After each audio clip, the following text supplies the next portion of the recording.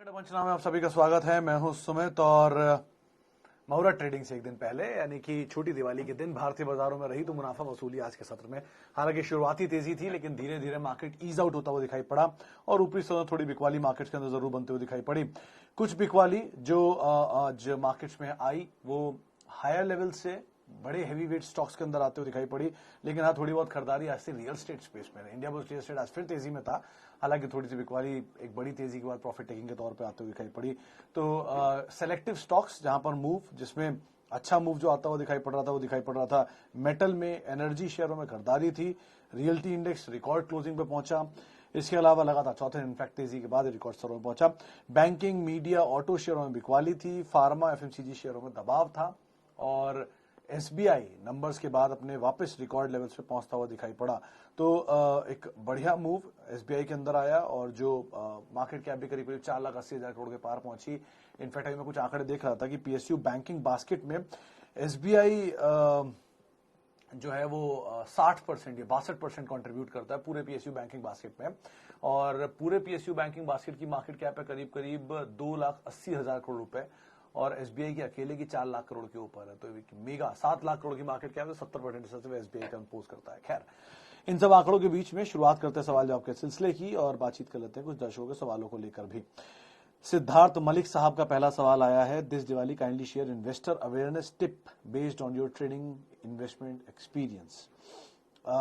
मलिक साहब, बहुत ही बेसिक सी बात मार्केट में आपको ध्यान रखनी चाहिए। बाजार में बहुत पैसा बनता है, ऐसा नहीं है कि मार्केट में लोगों ने पैसा नहीं बनाया। आप जितना ज्यादा पढ़ेंगे उतना अच्छा पैसा बनाएंगे, क्योंकि आप पढ़ते वैसे भी हैं। अगर आप मकान लेने जाएंगे तो भी आप पढ़ेंगे, आप एफडी लेने जाएंगे तो भी आप इंटरेस्ट रेट के 4 जगह पे वैल्यूएशन करेंगे। अगर आप गोल्ड लेने जाएंगे तो उसकी प्योरिटी को लेकर पढ़ेंगे। तो इक्विटी के साथ ही ऐसा क्यों है कि वहां नहीं पढ़ाई की जाती, वहां जो भी टिप मिलती है उसको ले लिया जाता है। ऐसा नहीं होना चाहिए। हमेशा उन कंपनीज के साथ जाइए जो कंपनीज हमेशा आपके आसपास ही रही हैं, कहीं गई नहीं है, और जिनके प्रोडक्ट बिकते हैं, दिखते हैं बिकते हुए, जिनके मैनेजमेंट अच्छी है, वर्ल्ड क्लास मैनेजमेंट है, समय से रह रही है, एक बड़े 20-30 साल के अंतराल को झेल चुकी है। क्योंकि वो इतने बड़ी बड़ी चीजों को देख चुकी है कि ये छोटे मोटे ऊपर नीचे जो होंगे वो होते ही रहेंगे।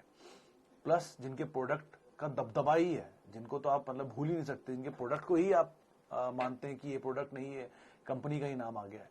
इस तरह की चीजें, मतलब आंख बंद करें उसका प्रोडक्ट सुनते हुए कंपनी के दिमाग में आ जाए तो उसको तो आप भूल ही नहीं सकते। उनको तो आप कोर पोर्टफोलियो का हिस्सा बनाइए।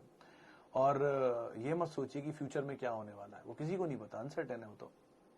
लेकिन आप ये तो सोच ही सकते हैं कि ये कंपनी प्रेजेंट के हिसाब से बहुत अच्छा कर रही है, आगे भी अच्छा करेगी। आउट ऑफ 10 अगर आपकी 6 कंपनी अच्छी हैं तो 4 अगर खराब निकल भी गई तो 6 उन 4 को कवर कर देंगे over a period of time.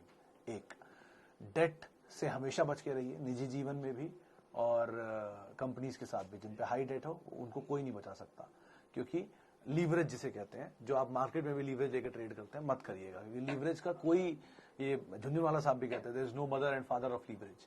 तो कभी भी लीवरेज जो है किसी का नहीं हुआ, वो पैसा लेके ही जाएगा आपसे। तो बेटर है कि अवॉइड करिए इस तरह की कोई भी डेट, कोई भी हाई डेट वाली कंपनीज, और बढ़िया कैश रिच कंपनियों के साथ रहिए जो डिविडेंड देती हो, ताकि अगर बुरा समय आए, वो शेयर ना भी चले तो डिविडेंड तो मिल ही रहा है एटलीस्ट, और बने रहिए आराम से।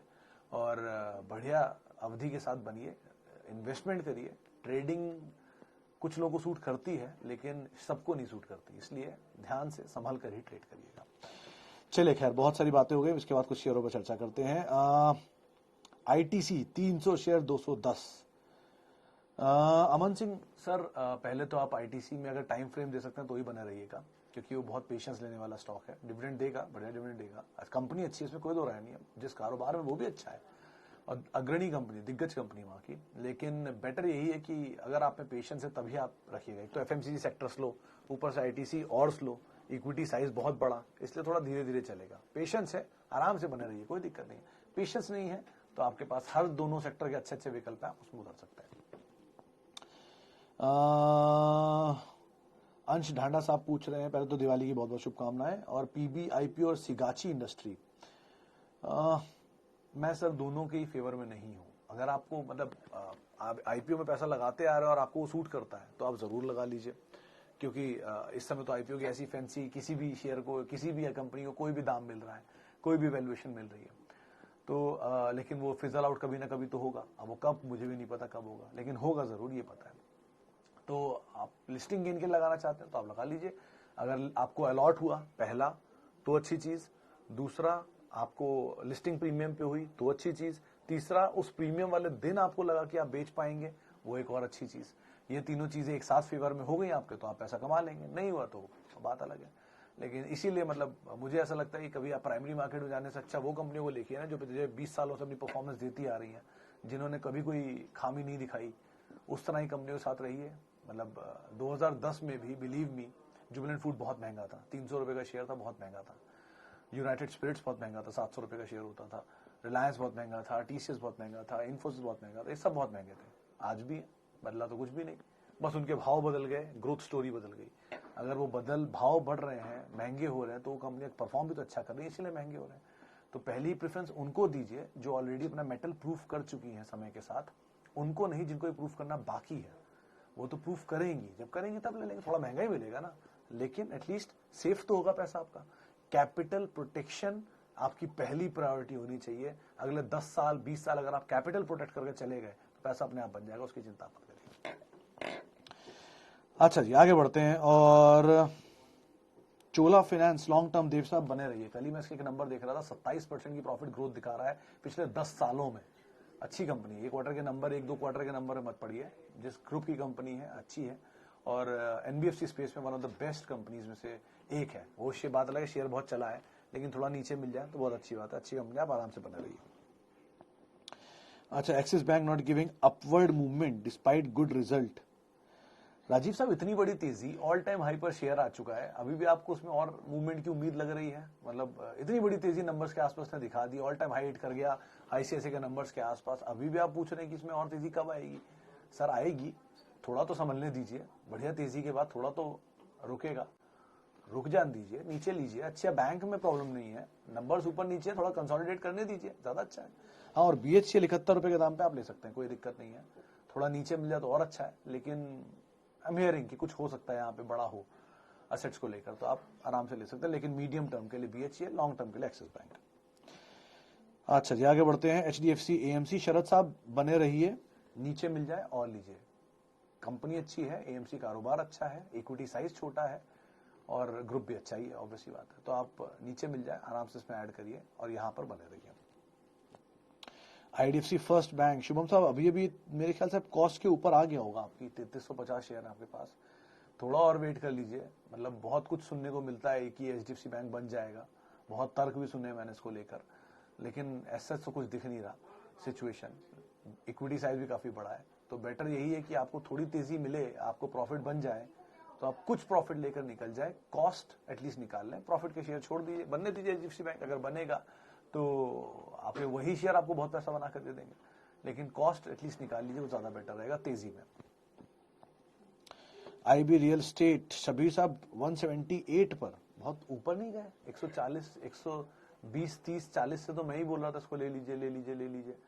खैर 178 पे भी महंगा नहीं है, अभी भी आपकी खरीदारी के आसपास ही घूम रहा है, आज भी शायद 176 77 बंद हुआ है।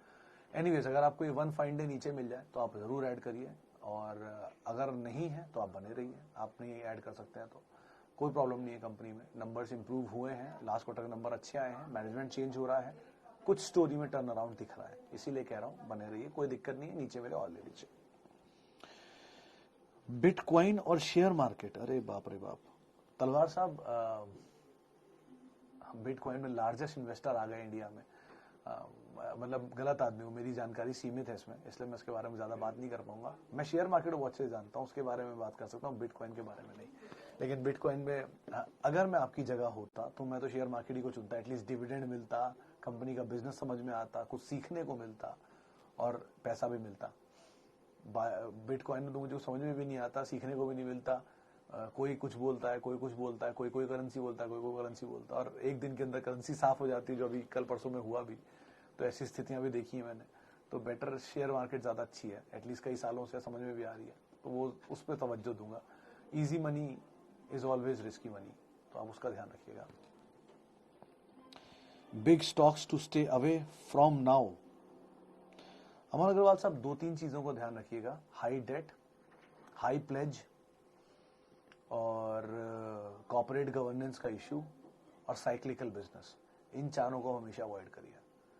किसी भी कंपनी में इस पर हाई डेट है उसको तो सबसे पहले अवॉइड करिए कि डेट किसी को नहीं छोड़ता। हाई प्लेज आप अपने निजी जीवन में भी ये बात जानते हैं, जिसमें ज्यादा कर्जा होता है उसकी ग्रोथ आपसे कम कर्जे वाले आदमी से ज्यादा नहीं हो पाएगी। कैश रिच आदमी ज्यादा ग्रो करेगा और जो डेट वाला आदमी होगा वो कम ग्रो करेगा। तो इसीलिए पहला डेट, फिर प्लेज, फिर कॉर्पोरेट गवर्नेंस जिसकी इंटेंशन खराब हो, और चौथा साइक्लिकल बिजनेस। इन चारों को अवॉइड करिए, बेस्ट है। सुदर्शन केमिकल सर बने रहिए, कोई दिक्कत नहीं है। भूषण साहब बढ़िया कंपनी है, पुरानी कंपनी है, टाइम दीजिए, बने रहिए। हैप्पीएस्ट माइंड केस में भी अनिल जी मैं देख रहा था पिछले कुछ नंबर्स इस संवत से संवत तक के, उसमें 150-200% रिटर्न तो पिछले एक साल में दौरान दे ही चुका है। इतनी बड़ी तेजी दिखा के अगर ईज आउट हो भी रहा हो, यहाँ से नीचे भी आ जाता है तो भी कोई दिक्कत नहीं है। मतलब आप हैप्पीएस्ट माइंड ऐसी कंपनी अगर हाफ पे भी आ जाए यहाँ से तो भी हैरत नहीं होगी। इसलिए नहीं कि वो महंगा है, इसलिए नहीं खराब है, इसलिए कि वो महंगा है। थोड़ा नीचे मिल जाए बढ़िया है, आराम से आप लीजिए और नीचे खरीदारी करिए। ये झटके से चलेंगे, थोड़ा थोड़ा समय लेंगे, नीचे एक रेंज में घूमेंगे, वापस चलेंगे। कंपनी के नंबर्स देखते रहिए, नीचे की तरफ बढ़ते रहिए, बट डिविडेंड का भी ध्यान रखिएगा, क्योंकि जब बाजार नीचे आएगा और ये शेयर नीचे गिरेंगे तो बहुत डिससेटिस्फैक्शन होता है, उस समय डिविडेंड बहुत हेल्प करता है, इसलिए आप ध्यान रखिएगा। ओके, टीसीएस 3500 बाय और नॉट? डेफिनेटली प्रसन्नता साहब, अगर आपको भाव से नीचे मिल रहा है तो आप देश की नंबर 1 आईटी कंपनी और देश की दूसरी सबसे बड़ी कंपनी के बारे में बात कर रहे हैं, आपको जरूर अपने पोर्टफोलियो में उसे शामिल करके रखना चाहिए। टाटा का ज्वेल है, 72% उनके मार्केट कैप को कंपोज करता है, 82% उनके रेवेन्यू सुला कर देता है। तो इतनी आसानी से कंपनी में कुछ होने वाला नहीं है, ये तो आपके पोर्टफोलियो का हिस्सा होना ही चाहिए, इसे बना के रखिए आराम से। इस कंपनी के नंबर तो सोफार यही कहते हैं। एटीसी में हम बात कर चुके हैं, टीसीएस पे बात कर ली। टॉप 3 मुहूर्त बाय। शिवाकर साहब, मैंने कल भी बोला था ये और आज भी बोल रहा हूं, मैंने एक ट्वीट किया था परसों, नहीं कल, वो ट्वीट अपनी पिन ट्वीट में रखा हुआ है ट्विटर पे, सबसे ऊपर मेरे ट्वीट में वही दिखाई पड़ेगा आपको। उसमें चीज मेंशन है साफ कि कौन से स्टॉक ऐसे हैं जो पिछले 10 सालों में, आज से 11 साल पहले जो दिवाली का भाव था और आज का भाव है, किस तरह का वो रिटर्न देखे गए हैं और किस तरह की प्रॉफिट ग्रोथ उन्होंने 10 सालों के दौरान दी है। आप सिर्फ उन आंकड़ों को देख लीजिए, आपको अपने आप समझ में आ जाएगा मैं क्या कहना चाह रहा हूं। ऐसा नहीं है कि कुछ नई पिक होंगी जो मुहूर्त में काम करेंगी। वही एक साल पहले भी वही टीसीएस थे, वही एचडीएफसी बैंक थे, वही इन्फोसिस थे, वही कंपनी आज भी चल रही हैं। मिड कैप में पीडीलाइट है, बर्जर पेंट है, जेके सीमेंट है, क्या प्रॉब्लम है इन कंपनी में, आज भी बढ़िया कर रही हैं। जेके सीमेंट आज भी बढ़िया चला, 3400-3500 रुपए पे अभी भी अच्छी ग्रोथ आई रही है उस कंपनी की। तो ऐसी कंपनियों को तलाशी। इनफैक्ट टाटा कम्युनिकेशन क्या झटका दिया है नीचे का, कितना बढ़िया भाव मिल रहा है, 1260 रुपए के आसपास। ऐसे दाम देखिए, ऐसी अच्छी कंपनियों को तलाशिए, अच्छे ग्रुप की कंपनियों को देखिए, उनका कारोबार समझिए, पैसा डालिए, आराम से पैसा बनेगा। और एक मुहूर्त या 2 मुहूर्त या 10 मुहूर्त के लिए नहीं, इन्वेस्ट फॉर लॉन्ग, फ्यूचर बनते हैं इस तरह की स्टॉक्स में या इस तरह की इन्वेस्टमेंट्स में। अच्छा जी, आगे बढ़ते हैं। और सेल 143 रुपए पर लिया हुआ है, क्या करूं? विनीत साहब, अगर छोटी अवधि का नजरिया तो मैं उसके बारे में टिप्पणी नहीं कर पाऊंगा। मीडियम टू लॉन्ग टर्म तेजी मिले, थोड़ा थोड़ा ऊपर की तरफ निकलते रहिएगा। साइक्लिकल बिजनेस है, कारोबार ठीक चल रहा है, इसलिए बढ़िया लग रहा है, सब कुछ नंबर्स भी अच्छे आ रहे हैं। बट ऊपर की तरफ 200-250 रुपए तक भी अगर कहीं आपको मिल जाए तो आप इसमें से थोड़ा थोड़ा पैसा ऊपरी स्तरों पर निकलेंगे, यहाँ नहीं। नजारा टेक अवॉइड करिएगा सर। दिलीप साहब, कंपनी के नंबर्स के आगे भाव ज्यादा बड़ा है, इक्विटी साइज छोटा है इसलिए चल भी सकता है स्टॉक, लेकिन नंबर्स इतने सब्सटेंशियल नहीं है। कुछ ब्लॉक्स भी हुए थे 2400-2500 रुपए पे, कुछ हायर लेवल पे जाके बातचीत भी हुई थी 3000 रुपए के आसपास।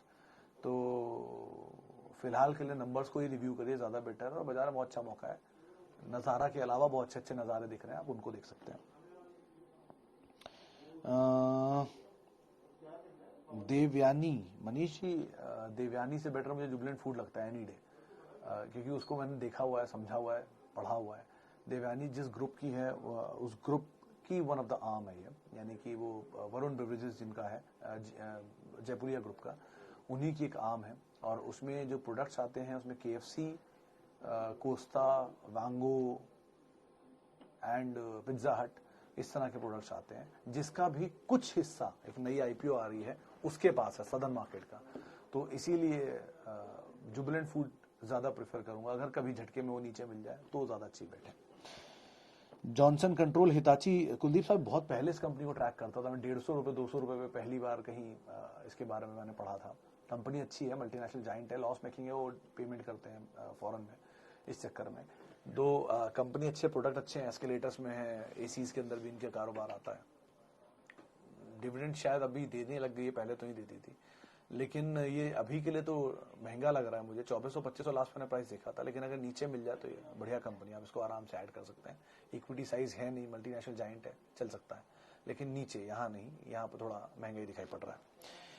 अच्छा जी, अब इतने सवालों को मैं शामिल करूंगा। माफी उन सभी लोगों से जिनसे आज हम बातचीत नहीं कर पाए, और बहुत बहुत शुक्रिया उन सभी लोगों का जिन्होंने हमसे सवाल पूछे। आप सभी को दीपावली की बहुत बहुत शुभकामनाएं।